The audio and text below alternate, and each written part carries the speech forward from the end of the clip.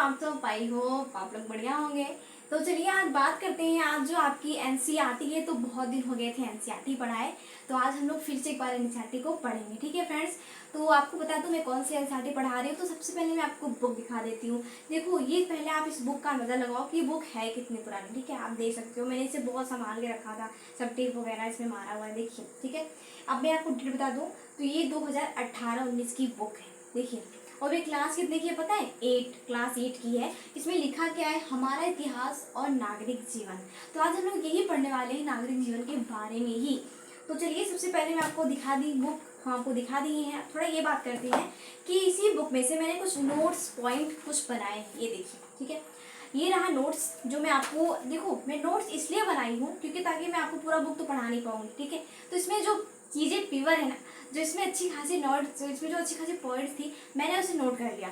और अच्छी खासी ऐसा ही है कि आप लोग ऐसे समझ जाओगे, तथा कुछ इसमें मुझे जो मेरे मोस्ट इंपॉर्टेंट पॉइंट है वो मुझे आपको समझाना है। ठीक है, तो चलिए स्टार्ट करते हैं।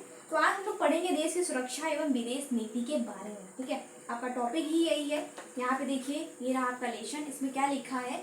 देश की सुरक्षा एवं विदेश नीति। तो एनसीईआरटी अभी बहुत सी एनसीईआरटी बुक भी आपकी पढ़ी हुई है जो मैंने आपको पढ़ाया नहीं है। तो एनसीईआरटी मुझे खत्म करनी ही है, चाहे अब करूँ चाहे कल करूँ। ठीक है, तो चलिए सबसे पहले हम देखिए, बहुत से लोग ये बोलते हैं ना, जब मैंने कमेंट में देखा कि लोग क्या बोलते हैं, यार आप तो देख के पढ़ाते हो, यार आपको ये बात नहीं समझ में आती है। हम जो नॉलेज लाते हैं वो हम पढ़ के तो सीखते हैं ना, हम यहाँ पे आपको इसलिए देखते हैं। देखो, हमें बुक देखने की जरूरत नहीं है, ठीक है, क्योंकि ऑलरेडी मैंने इसे पढ़ लिया है। लेकिन मुझे आपको दिखाना था कि आपको शायद बिलीव ना हो, मैं बोल दूँ एनसीईआरटी में पढ़ा रही हूँ, तो क्या आप मान जाओगे एनसीईआरटी में पढ़ा रही हूँ? नहीं ना, बहुत लोग को जिन्हें प्रमाण की जरूरत पड़ती है।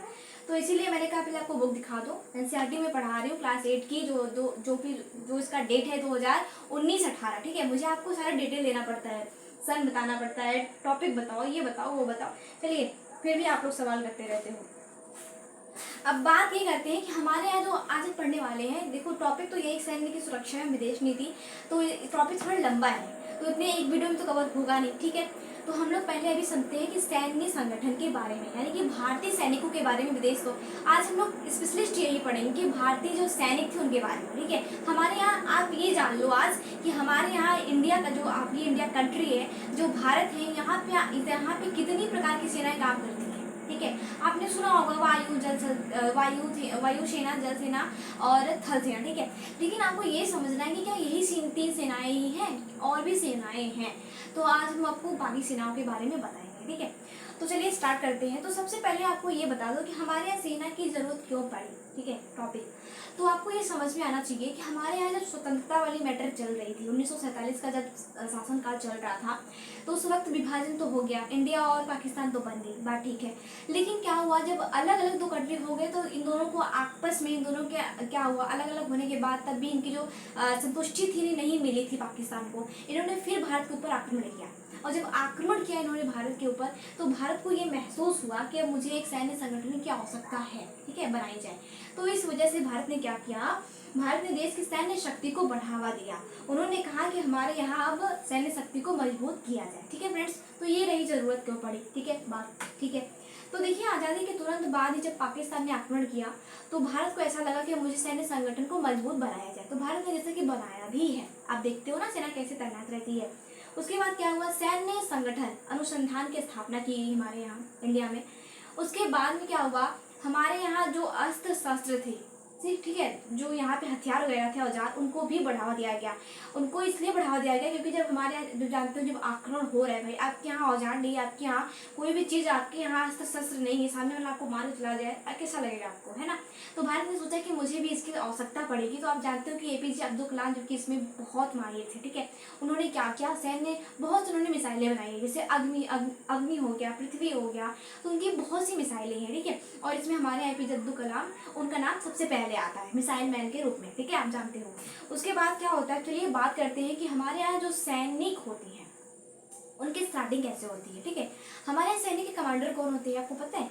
देखिए, हमारे जो सैनिक होती है, जल थल और वायु, भारत में इनके जो कमांडर होते हैं ना, वो राष्ट्रपति महोदय जी होते हैं। लेकिन हालांकि अगर बात की जाए कि देश के वास्तविक सुरक्षा का दायित्व किसके हाथ में होता है, तो मंत्रिमंडल के हाथ में होता है। कैसे कैसे मंत्रिमंडल के हाथ में होता है, क्योंकि आप जानते हो कि हमारे यहाँ जैसे रक्षा मंत्री हैं राजनाथ सिंह हो गए, हमारे यहाँ जो गृह मंत्री हैं अमित शाह हो गए, ये लोग किसके सदस्य होते हैं, ये लोग मंत्रिमंडल के सदस्य होते हैं ना।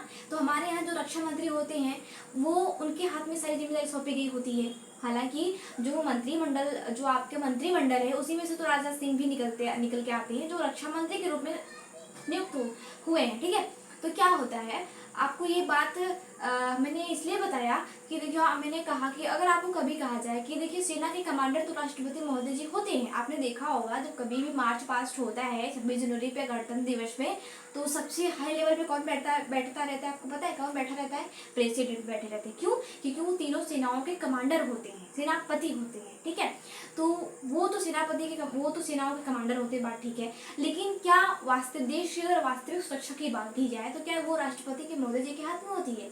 नहीं, देश की वास्तविक सुरक्षा का जो दायित्व होता है वो आपके जो मंत्रिमंडल होता है उसके हाथ में होता है। ठीक है, तो यही आपको हम बताने वाले थे। और मंत्रिमंडल की ओर से मैं आपको बता दूं, रक्षा संबंधित मामलों पर जो विचार विमर्श किए जाते हैं वो एक उच्च स्तरीय समिति होती है। जो आपकी मंत्रिमंडल होती है वो एक उच्च स्तरीय समिति होती है, जिसमें विभिन्न प्रकार के मंत्री आते हैं, चाहे उसमें गृह मंत्री हो जाए, चाहे रक्षा मंत्री हो जाए, चाहे सड़क मंत्री हो जाए, कोई भी मंत्री उसमें शामिल होते हैं। तो हमारे यहाँ क्या है, रक्षा मंत्री राजनाथ सिंह ही है ना, तो वो क्या है, वो रक्षा मंत्री हैं। अब जो भी रक्षा से संबंधित देश में अगर कोई भी सवाल खड़ा होता है रक्षा से संबंधित, तो उसका निपटारा वही करेंगे। तो हमारे यहाँ रक्षा मंत्री संचालन देखरेख करता है। ठीक है, इसकी उसके बाद मैं आपको बता दूं, रक्षा मंत्री और रक्षा मंत्रालय इसके कार्य का संचालन करता है और सत्ता के तीनों अंगों के कार्यों की निगरानी भी करता है। तो सत्ता की जो 3 अंग है, जल थल और वायु, इसकी कार्य की जो निगरानी करते हैं ना वो रक्षा मंत्री ही करते हैं, क्योंकि वो रक्षा के मंत्री हैं भाई, सीनियर है वहाँ पे। ठीक है, तो यही बात है। अब चलिए चलते हैं कि हमारे यहाँ जो तीनों सेनाएं हैं इसके मुख्यालय के बारे में जान लेते हैं। तो हमारा जो तीनों सेनाएं हैं, जल थल और वायु, इसका जो मुख्यालय है तीनों का, कभी कंफ्यूज मत होना, तीनों का जो मुख्यालय है वो दिल्ली में ही है। ठीक है, उसके बाद मैं आपको बता दूं, जो थल सेनाएं हैं, थल सेना आपकी 5 कमान में विभाजित है। सुनते चलिए, क्योंकि ये जीके में भी बहुत काम आएगा और ऑब्जेक्टिव के रूप में भी कहीं भी किसी भी सवाल किसी भी एग्जाम में पूछा जा सकता है। हम जरूरी नहीं कि यूपीएससी का ही बता रहे हैं, कहीं भी पूछा जा सकता है। ठीक है, तो हमारे यहाँ जो थल सेना है ये 5 कमानों में विभाजित है। 5 कमान कहें तो जैसे आपको पता है, जब आप इंडिया का मैप देखते हो तो आपकी दिशाएं कितनी होती हैं उसमें, 4 ही ना मुख्य रूप से, वैसे तो कहीं 8 हो जाएंगी, लेकिन 4, उत्तर दक्षिण पूर्व पश्चिम, तो ये उसके पूरे 4 हो गए। बाकी हम तो 5 बोल रहे हैं, तो एक ही जो बीच का केंद्र का आप लोगे, तो आपकी जो सेनाएं होती है थल सेना ना, ये पूर्वी दक्षिणी और उत्तर पश्चिमी में आपकी तैनात रहती हैं, लेकिन आपके बीच यानी केंद्र में भी स्थित होती हैं। जैसे अगर बाई चांस तीनों आपके देखो, अगर मान लो अगल बगल सेनाएं तैनात हैं आपके, अगर मैप देखते हो आप तो उत्तर दक्षिण पूर्व पश्चिम में तो तैनात रहती हैं, लेकिन अगर बीच में कोई बम फेंक दे तो क्या करोगे, तो इसलिए केंद्र में भी आपकी सेना तैनात रहती है। तो इसकी क्या हो गए, 5 कमान हुए। ठीक है, तो उसके बाद क्या होता है, देखो थल सेना में कई प्रकार की सेनाएं आती हैं, जैसे कि मैं आपको बता दूं, इन्फेंट्री हो गई, इन्फेंट्री सेना। ठीक है, उसके बाद तोप खाना आ गया, उसके बाद आर्मी होता है, आर्मी इसी के अंतर्गत आता है। ठीक है, थल सेना के ही अंतर्गत, आप तो जानते हो, मेडिकल कोर और आर्मी शिक्षा आदि इसके अंतर्गत आती हैं।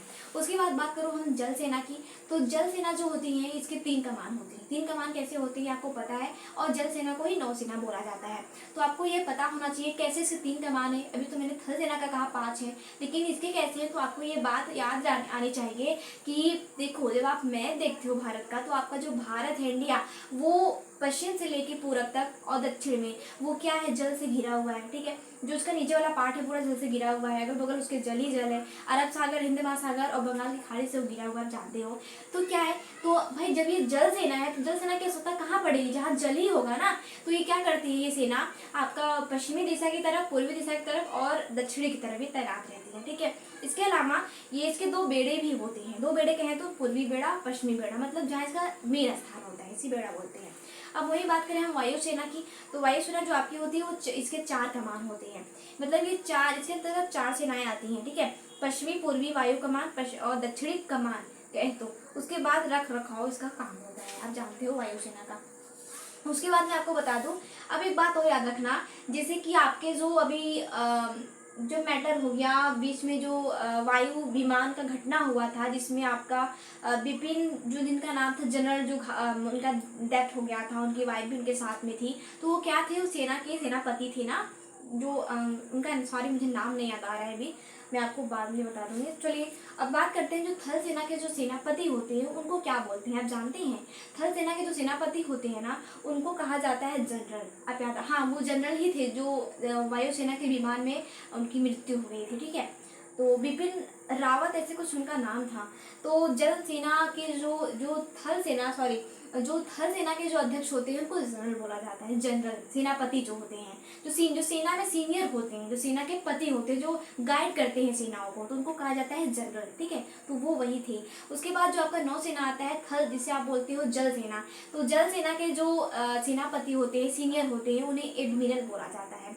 और वही हम बात करें कि जो आपके वायुसेना के जो सेनापति होते हैं, चीफ, जो सीनियर होते हैं, उनको एयर चीफ मार्शल बोलते हैं। अब समझ में आया? जनरल और इसको क्या बोलते हैं, एयर चीफ मार्शल और एडमिरल, ये तीन सेनाओं के सेनापति होते हैं सीनियर। आपको याद रखना, कभी कंफ्यूज मत होना। उसके बाद अगर हम बात करें कि सैन्य संगठन, देखो ये तीन सेनाएं तो आपकी हो गई। अब इसके अंतर्गत कौन कौन सी सेनाएं वो आती हैं, मैंने आपको वो क्लियर कर दिया। अगर अब ये बात होती है क्या यही तीन सेनाएं हमारे देश में तैनात रहती हैं या कोई अन्य संगठन भी है सेना के रूप में? जी हाँ, हमारे यहाँ सैन्य संगठन के रूप में अन्य सेनाएं भी काम करती है, हमारे यहाँ तैनात रहती हैं। जिसमें से आपका आता है BSF, आपने सुना होगा BSF, जिसका फुल फॉर्म होता है बॉर्डर सिक्योरिटी फोर्स, ठीक है, जिसे कहा जाता है सीमा सुरक्षा बल। इसका कार्य क्या होता है पता है? देश की जो अंतर्राष्ट्रीय सीमा होती है उस पर ये चौकसी का कार्य करती है, देखरेख करती है। कौन सी सेना? BSF, बॉर्डर सिक्योरिटी फोर्स, ठीक है। वहीं हम बात करें जो CG होती है, इसे कोस्ट गार्ड्स कहा जाता है, ये तट रक्षक इसको हिंदी में बोलते हैं। इसका कार्य क्या होता है? ये जो आपकी समुद्र तट है वहां पे तैनात रहती है, ये पूरे समुद्र तट की देखरेख करती है, ठीक है। और इसका मुख्य कार्य वही होता है। इसके बाद आपका TA होता है। TA ये भी एक सेना है जिसे टेरिटोरियल आर्मी कहा जाता है, इसे प्रादेशिक सेना बोलते हैं हिंदी में। इसका कार्य ये होता है कि जो भी नागरिक जो मतलब सेना प्रशिक्षण लेना चाहते हैं, जो इच्छुक है, वो इस सेना में इसमें जा करके वो प्रशिक्षण ले सकती है। इसलिए इसको इसलिए बनाया गया है ताकि जो भी इच्छुक नागरिक हैं जो लेना चाहते हैं सैन्य प्रशिक्षण, वो जाके ले सकते हैं। कल के अगर देश में कभी जरूरत पड़ेगी तो उनको नियुक्ति, मतलब उनको लिया जा सकता है काम पे, ठीक है। तो इसलिए इस संगठन की इसकी स्थापना की गई है। बाकी जो खाली व्यक्ति हैं वो इसमें प्रशिक्षण ले सकते हैं।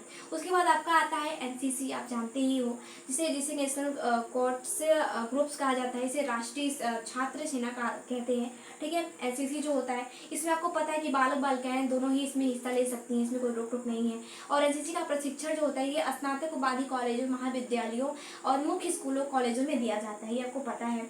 उसके बाद आपका CISF आता है, जो CISF बोलते हैं। CISF का फुल फॉर्म होता है सेंट्रल इंडस्ट्रियल सिक्योरिटी फोर्स, ठीक है, इसे बोलते हैं केंद्रीय औद्योगिक सुरक्षा बल। इसका कार्य ये होता है जो ऐतिहासिक धरोहरें हो गई, और इतना ही नहीं, मुख्य कार्य इसका होता है जो सरकारी कारखाने हो गए, ठीक है, अन्य सरकारी उपक्रम हो गए, जैसे जो कार होती हैं, ठीक है, उपक्रमों को सुरक्षा प्रदान करना। और इनके अलावा जो देश की आंतरिक सुरक्षा होती है, ये सब दायित्व तो इनके ही हाथ में होता है। किसके? CISF का, ठीक है। तो CISF ही करती है देख रेख। जैसे जो सरकारी कारखाने हो गए, अगर वहाँ कोई आग वगैरह लग जाता है और देश की आंतरिक सुरक्षा की बात आती है, सरकारी धरोहरें जो है अगर वहाँ पे उस उपक्रमों में कोई दिक्कत उत्पन्न हो जाती है, तो वहाँ पे जो देख रेख करना होता है ना, ये यही करती है, सुरक्षा बल करती है। CISF का ही काम होता है। जो अभी आप देखो कई कारखाने में अगर आग लगती है तो फट से वो पानी लेके अपने पहुंच जाते हैं, कौन होते हैं? वो CISF ही तो होते हैं, ठीक है। तो आप उसको याद रखना। उसके बाद आपका आता है CRPF, ये कौन सी फोर्स होती है आपको पता है? ये सेंट्रल रिजर्व पुलिस फोर्स होती है, इसको हिंदी में बोला जाता है केंद्रीय रिजर्व पुलिस बल, ठीक है। इसका कार्य क्या होता है पता है आपको? भारत के केंद्रीय सशस्त्र पुलिस बलों में सबसे बड़ा होता है ये। कौन सा? CRPF जो होता है ये सबसे बड़ा होता है, और ये भारत सरकार के गृह मंत्रालय के तहत कार्य करता है। गृह मंत्रालय के है तो गृह मंत्री मतलब अमित शाह, उनके तहत ये कार्य करता है, ठीक है। और RAF आता है। RAF को रैपिड एक्शन फोर्स कहा जाता है। इसका मतलब ये होता है जो केंद्रीय रिजर्व पुलिस बल होती है, ये जैसे पता है ये दंगों को भीड़ को नियंत्रण में करती है, ठीक है। RAF जो ये होती है, RAF ये जहाँ पे दंगा होता है, भीड़ वगैरह होता है, वहाँ पे देखते नहीं जो छुड़ाने लिए पहुंच जाते हैं, वो यही फोर्स होती है, वहाँ पे जाती है। उसके बाद आपका होता है NSG। जो NSG आता है इसका फुल फॉर्म होता है नेशनल सिक्योरिटी गार्ड्स। इसका मतलब होता है ये गृह मंत्रालय के निरीक्षण में कार्य करती है। उसके बाद में इनका मुख्य कार्य होता है विशिष्ट व्यक्ति जो होती हैं, जो मंत्री होते हैं ना, उनके आगे पीछे देखो नाचती रहती है, तो ये विशिष्ट व्यक्तियों की भी और महत्वपूर्ण जो प्रतिष्ठान होती है उनकी देखरेख करती है ये सेना। कौन? एनएसजी, ठीक है। और ये आतंकवादी खतरों से भी बचाती है। तो ये सब देखो, ये सब बाकी भी फोर्स रहे हैं हमारे देश में जो हमारे यहाँ अच्छे से हमेशा चौबीसों घंटे तैनात रहते हैं, जो हम अपने घरों में सुकून की चैन नींद की सो पाते हैं ना, वो इनकी वजह से ही होता है। तो ये बात याद रखना हमेशा कि हमारे यहाँ जो 3 सेनाएं हैं उसके अलावा ये कुछ अन्य संगठन भी बनाए गए हैं सेना के रूप में जो कार्य करती है। तो इसी के देखो हमारे यहाँ सेना का इतना बड़ा रोल रहा है, इतना बड़ा योगदान है, तो इसीलिए हमारे यहाँ 7 दिसंबर में क्या होता है, हमारे यहाँ 7 दिसंबर को सशस्त्र सेना अध्यक्ष झंडा दिवस को मनाया जाता है उनके सम्मान के लिए, ठीक है। उनको सम्मान के रूप में उन्हें प्रत्येक वर्ष ये 7 दिसंबर को मनाया जाता है, इसलिए ताकि उन्हें उनके प्रति सम्मान को जताया जा सके, ठीक है फ्रेंड्स। तो हमारे यहाँ ये सेनाएं थी, आपको आई होप कि समझ में आ गया होगा। और बाकी अगर कुछ डाउट्स रहा हो तो आप लोग पूछ लेना। हमने जो पढ़ा था, जो नॉलेज हमारे पास थी, वो मैंने आपके साथ साझा किया।